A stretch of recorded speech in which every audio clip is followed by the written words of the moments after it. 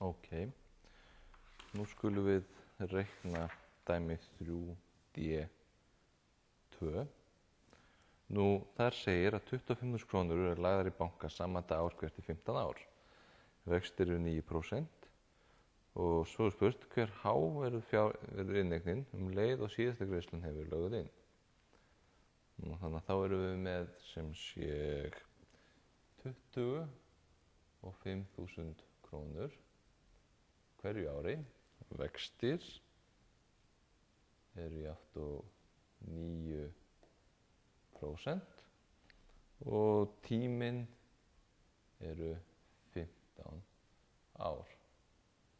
Nú, það sem er að jafngreiðsluraðir, þá getum við notað jöfnuna á blaðsíðu 30 í raun bara beint.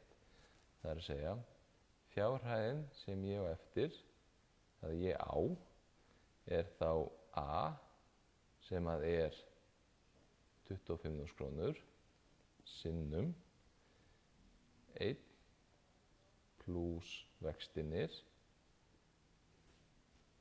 í veldinu N, það er að segja árafjöldin, deilt með raunvöxtunum. Þannig að upphæðin mín er þá jafnt og 25.000 krónur sinnum 1,09 í veldinu 15.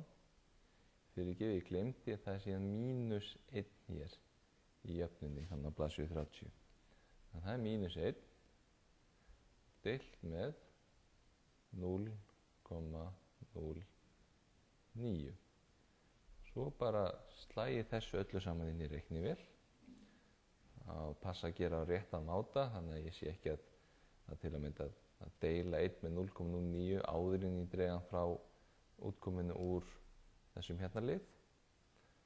En ef við gerum þetta allt saman rétt, þá á ég að fá út 734.000 og það er leiðilegt teknin hérna.